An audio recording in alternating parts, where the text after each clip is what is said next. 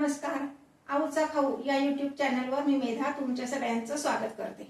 डिसेंबर महिना आहे म्हटल्यावर केक तर हवाच, पण मार्गशीर्ष महिना आहे, अंड खायचं नाही किंवा काही लोकांना अंड आवडत नाही, काही लोकांना अंड चालत नाही म्हणजे ॲलर्जी पण असू शकते.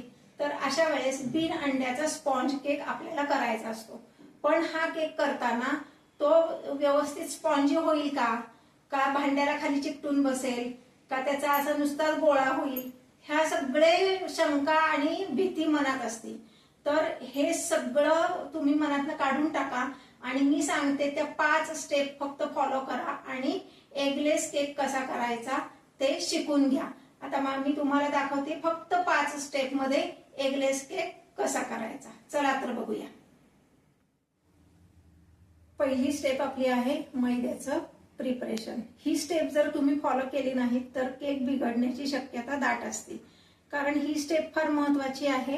ही स्टेप जर व्यवस्थित फॉलो केली तर आपला केक अगदी छान स्पॉन्जी होतो आणि विकतच्या सारखाच अगदी छान त्याचं टेक्स्चर होतं. आता आपण बघणार आहोत मैद्याचं प्रिपरेशन म्हणजे काय. पहिलं तर मैदा व्यवस्थित मोजून घ्यायचा, अंदाजाने घ्यायचा नाही. हा माझ्याकडे 200 ml चा मेजरिंग कप आहे. ह्या कपनी मोजून घ्यायचा किंवा असं वेइंग मशीनवर मोजून घ्यायचा, कसाही घेतलात तरी चालेल. आपण घेणार आहोत 200 ग्रॅम मैदा. मी तुम्हाला मोजून दाखवते बरोबर की हा 1 कप म्हणलं तर 100 ग्रॅम मैदा होतो.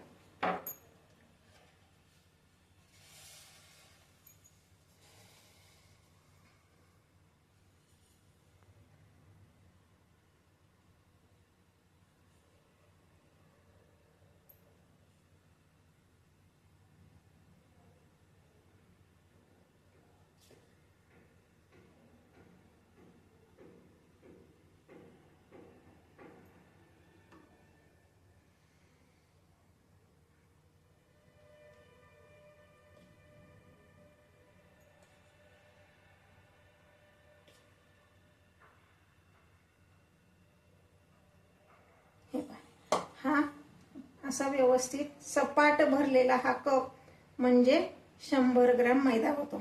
असे हे 2 कप मी मैदा घेणार आहे आणि तो आता अशा एका बाउल मध्ये चाळणीत घेऊन चाळणार आहे. हा 1 कप आणि हा दुसरा कप. आम्ही आधी मोजून ठेवला होता म्हणून मी आता डायरेक्ट घेते.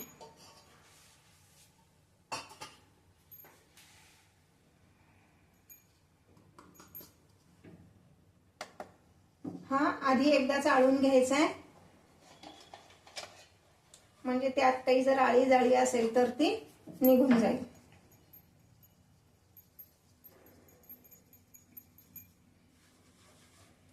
टोटल आपण 3 वेळेला मैदा चाळून घेणार आहोत.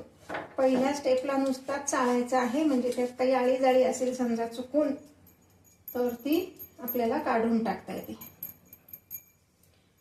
मैदा घेतानाची एक महत्वाची टिप म्हणजे मैदा हा रूम टेम्परेचरचा असावा. तुम्ही जर मैदा फ्रीज मध्ये साठवून ठेवत असाल तर तो मैदा हा नॉर्मल टेम्परेचरला हवा. हे पाहता हा आपला एकदा चाळून झालाय. मी आता दुसरा बाउल घेते आणि आपण दुसऱ्यांदा हा मैदा चाळणार आहोत. मैदा चाळल्यामुळं काय होतं, तो असा एकसंध त्याचे प्रत्येक जे कण असतात ना ते असे एकसंध होतात. म्हणजे आपण जेव्हा ते पुढच्या इन्ग्रेडियंट मध्ये मिक्स करणार आहे तेव्हा त्याचा गोळा होत नाही आणि केक चांगला दाणेदार आणि फ्लफी होतो. आता त्यानंतर आपण ह्यात घालणार आहोत 1 टीस्पून बेकिंग सोडा. टीस्पून सुद्धा फार असा गच्च भरून घ्यायचा नाही, सपाट हवा. बेकिंग सोड्यामुळे काय होतं, केक स्पॉन्जी व्हायला मदत होती आणि तो केक व्यवस्थित फुलतो. तर पुढची महत्वाची टिप आणि महत्वाचा इन्ग्रेडियंट म्हणजे बेकिंग पावडर. ती आपण 1 टीस्पून घेणार आहोत. तो पण टीस्पून असं सपाटच घ्यायचा आहे, फार भरून घ्यायचा नाहीये. बेकिंग पावडरमुळे काय होतं, सोडा ऍक्टिव्हेट होतो आणि केक जास्तीत जास्त स्पॉन्जी व्हायला मदत होते. आता आपण काय करणार आहोत, हे पुन्हा आपण 2दा चाळून घेणार आहोत.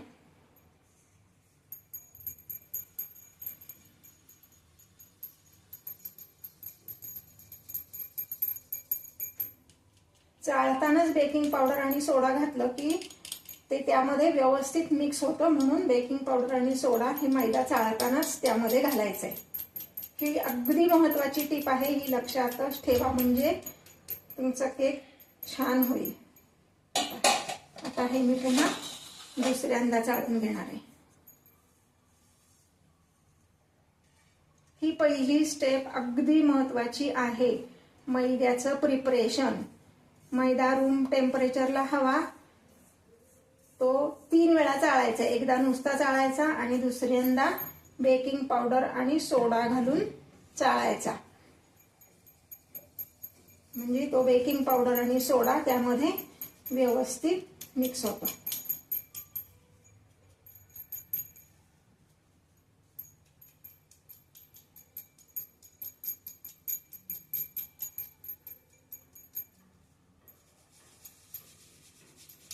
आता हा टोटल 3 वेळा आपण मैदा चाळून घेतलेला आहे. आता आपण पुढची स्टेप बघणार आहोत. केक बनवण्याच्या 5 स्टेप पैकी दुसरी स्टेप आता आपण बघणार आहोत, ती म्हणजे प्री हीटिंग. हा केक आपण ओव्हन मध्ये न बनवता पातेल्यात बनवणार आहोत, तर ते पातेलं आपल्याला प्री हीट करून घ्यायचं आहे.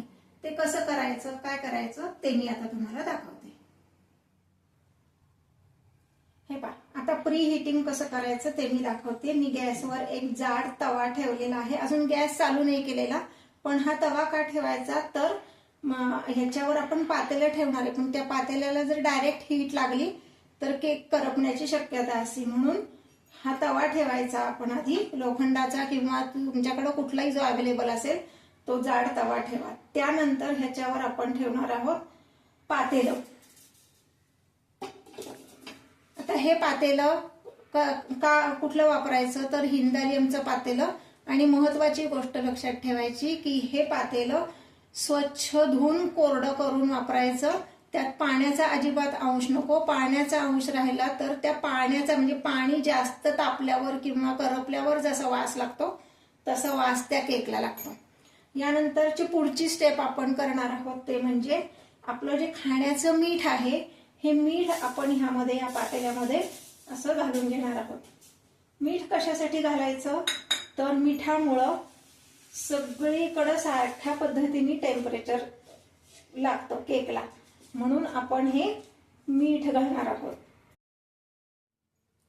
आता यामध्ये आपण अशी एक रिंग ठेवणार आहोत. ही रिंग का ठेवायची, तर आपण जो केकचा मोल्ड त्यात ठेवणार आहे तो एकदम खाली जर चिकटला तर खालनं केक करपतो, म्हणून त्या रिंगवर आपण तो केकचा मोल्ड ठेवणार आहोत. आणि ह्याला आपण झाकण लावणार आणि मग गॅस चालू करणार आहे. हे पहा, दुसऱ्या गॅसवर मी एक कढई ठेवलेली आहे, त्यात मीठ घातलेलं आहे. म्हणजे जसं पातेल्यात आपण केलं होतं तीच प्रोसिजर इथे प्री हिटिंगला घेतली. फक्त तवा नाहीये माझ्याकडे, म्हणून छोट्या गॅसवर ही कढई ठेवलेली आहे. ह्यात आपण त्याच बॅटरचं, जे केकचं बॅटर करणार आहे त्याच बॅटरचे आपण मफिन्स किंवा टी टाइम केक कसे बनवायचे ते मी तुम्हाला दाखवणार आहे. आता ह्याच्या खाली मी गॅस सुरू करते. हे पहा, आता त्यातलीच पुढची स्टेप जी आपण आधी तयार करून ठेवणार आहे ते म्हणजे केकचा जो मोल्ड असेल त्याला ग्रीसिंग करून ठेवायचं. म्हणजे काय, तर खाली एक बटर पेपर घातलेला आहे मी, आणि अगदी बोटावर थोडंसं बटर घ्यायचंय आणि ह्या बटर पेपरला आणि भांड्याला सगळीकडे कडेने आपण लावणार आहोत. ही सगळी तयारी आधी करून ठेवायची, कारण एकदा बॅटर तयार झालं की आपल्याला मध्ये वेळ घालवला की केकचं ते बॅटर पुन्हा खाली बसतं, जे छान फुललेलं असतं ते, आणि केक स्पॉन्जी होत नाही. म्हणून ही सगळी तयारी आपली आधी केलेली पाहिजे. आता ह्या पद्धतीने आपण सगळीकडे हे बटर थोडंसं लावून घेणार आहे आणि थोडासा मैदा भुरभुरायचा आहे, त्यालाच म्हणतात ग्रीसिंग करून घेणे. ही स्टेप फार महत्वाची आहे. हे जर केलं नाही तर केक सगळा त्या टेनला चिकटून बसतो, म्हणून ही स्टेप महत्वाची आहे. असा मैदा भुरभुरायचा आहे, कडेने सुद्धा असा घालायचा आहे.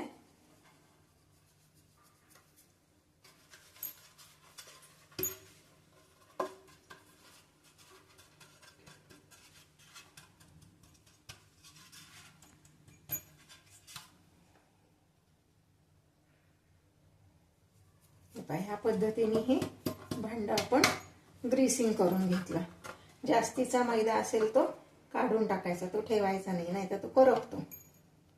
ओके, या पद्धतीने आपण हे ग्रीसिंग करून घेतले. हे पहा, मफिन्स जर करायचे असतील तर आपल्या घरातल्या ज्या रेग्युलर वाट्या आहेत, आमटीची वाटी जी आपण म्हणतो, त्या वाटीला मी ग्रीसिंग करून घेतले. म्हणजे काय तर थोडंसं बटर लावायचं आणि त्याच्यावर मैदा बुरबुरायचा, जास्तीचा मैदा काढून टाकायचा. जसं आपण केकच्या मोल्डला ग्रीसिंग केलं त्याच पद्धतीने मी हे ग्रीसिंग करून घेतलेलं आहे. आता हे ग्रीसिंग केलेली भांडी आपण बाजूला ठेवूयात. आता पुढची स्टेप असेल केकचं बॅटर तयार करणं.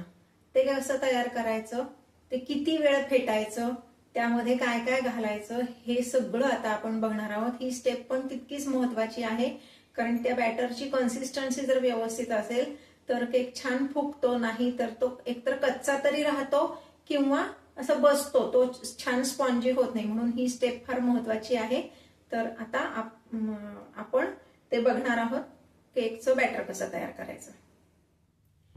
आता बॅटर तयार करायची पुढची प्रोसेस अशी असणार आहे की आपण एका पातेल्यामध्ये कंडेन्स मिल्क घेणार आहोत. ते किती घ्यायचंय तर हा जो मेजरिंग कप आहे, हे 2 मेजरिंग कप म्हणजे 400 ml किंवा 400 ग्रॅम असं होईल.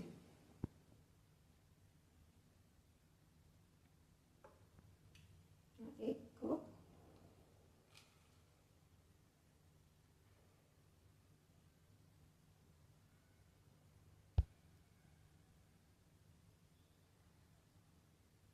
आणि हा दुसरा कप.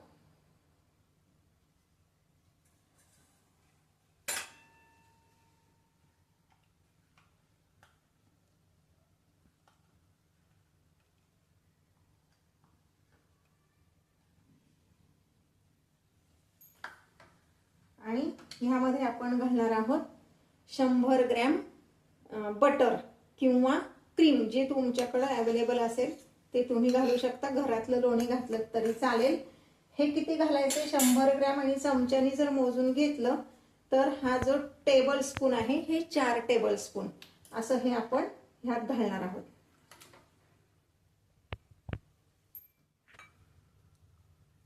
हे पहा, आता हे आपण अशा बीटरनी बीट करून घेणार आहोत. ह्या बीटरला नंबर असतात 0, 1, 2, 3. तर आपण 1 वरच हा बीटर फिरवायचा आहे. टोटल आपण 10 मिनिटं हे बीट करून घेणार आहोत.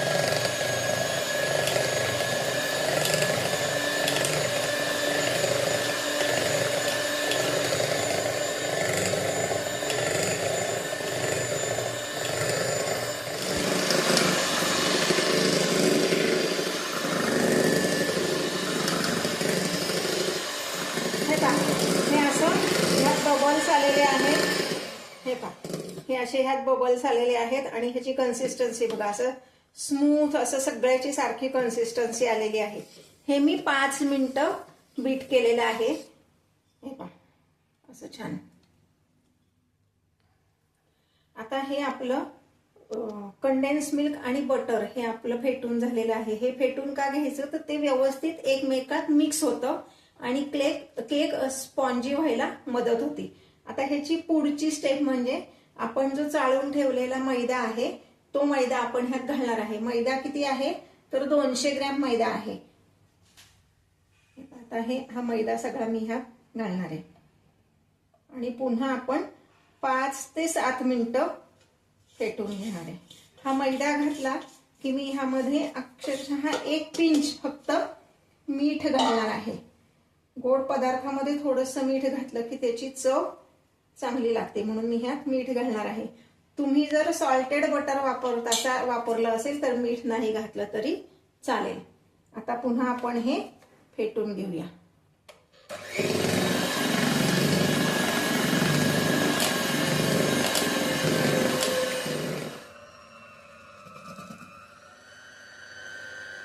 हे पहा, हे आता इतकं हलकं झालेलं दिसतंय. साधारण 5 ते 7 मिनिटं आपण मैदा घातल्यानंतर हे फेटलेलं आहे.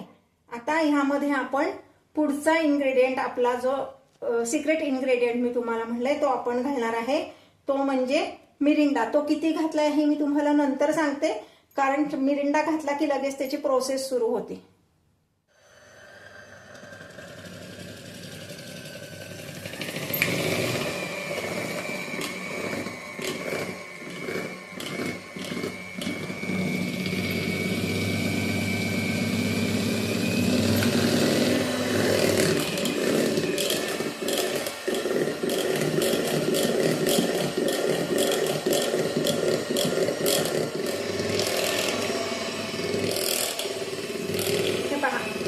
मिरंडा घातल्यानंतर साधारणपणे 2 मिनिटं फक्त आपण हे फेटायचे, जेणेकरून तो मिरिंडा त्यात व्यवस्थित मिक्स होईल. फार वेळ ठेवायचं नाही बाहेर, कारण मिरिंडा हा सोड्याचा ॲक्टिवेटर आहे, म्हणून 2 मिनिटं फक्त हे फेसलं. आता मी हे बंद करणार आहे आणि आपण जो ग्रीसिंग करून ठेवलेला ट्रे आहे त्यामध्ये मी हे घालणार आहे.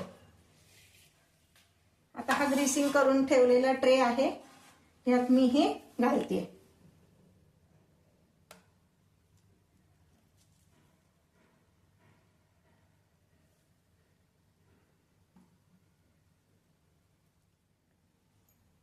हे सगळं बॅटर ह्यात घालून घेतलंय आणि थोडंसं टॅप करून ते, आणि हे लगेच ह्या प्रीहीट झालेल्या पातेल्यात आपण ठेवायचे. हे पाता हे ज्या आपण ग्रीसिंग करून ठेवलेल्या वाट्या आहेत त्यात मी हे फक्त 2-2 चमचे म्हणजे साधारण अर्धी वाटी भरेल एवढं बॅटर मी हे यात घालणार आहे.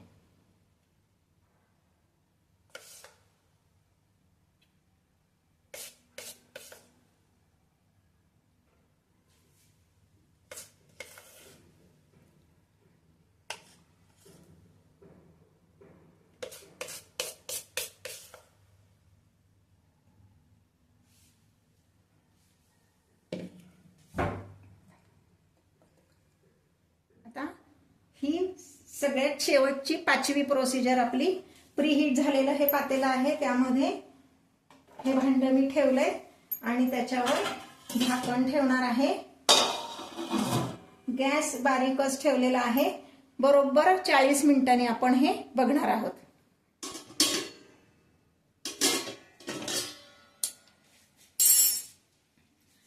आता एका ताटलीत मी ह्या वाट्या अरेंज केलेल्या आहेत आणि ही प्रीहीट झालेली जी कढई आहे त्यामध्ये मी हे ठेवणार आहे असं, आणि त्याच्यावर झाकण ठेवायचंय.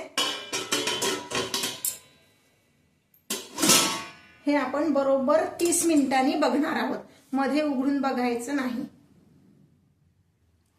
40 मिनिटं झालेली आहे. मी आता ह्यात एक सुरी घालून पाहिली, अजिबात बॅटर ह्याला चिकटलेलं नाही, म्हणजे हा केक तयार झालाय.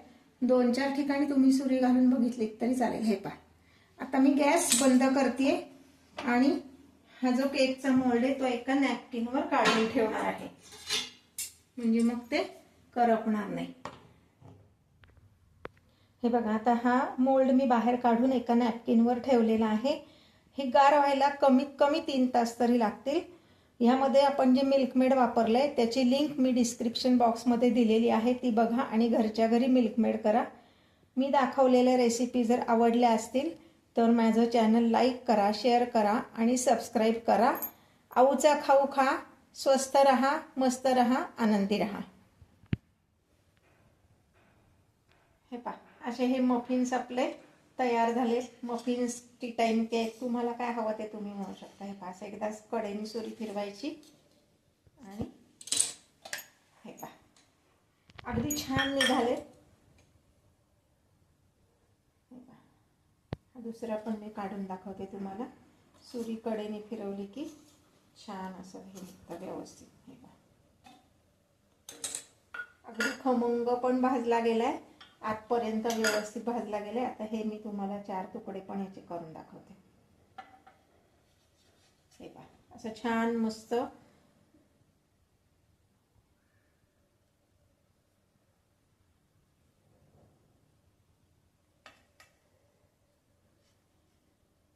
तुम्हाला, म्हणजे तुमच्याकडे जर केकचा मोल्ड नसेल तर तुम्ही असं वाटीत ठेवून त्याचे मफिन्स पण करू शकता. हे पहा, आता 3 तासानंतर हा केक छान गार झालेला आहे व्यवस्थित. आता मी हा तुम्हाला प्लेटमध्ये काढून दाखवते. सुरीने आधी सगळ्या कडा मोकळ्या करून घ्यायच्या. हे पहा, सुरी अगदी व्यवस्थित जाते त्यामध्ये. आणि हा जो मोल्ड आहे हा एका ताटामध्ये असा, हे पहा हे असं झालंय. ह्याचा आपण हा जो बटर पेपर लावलेला आहे तो काढून घेऊया. हे पहा, असं छान निघालंय. हे पहा, आता ह्याची स्लाइस करून दाखवते तुम्हाला.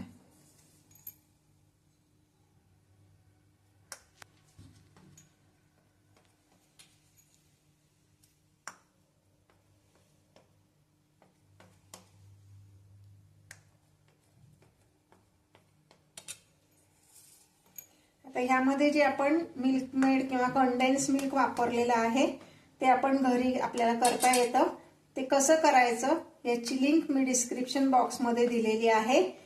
त्यामध्ये तुम्ही बघा कंडेन्स मिल्क घरी कसं करायचं, आणि शक्यतो घरी केलेलेच कंडेन्स मिल्क वापरा, जे आपल्याला ताजं कंडेन्स मिल्क आपलं ते तयार होईल. हे असा छान स्पॉन्जी असा केक तयार झालेला आहे.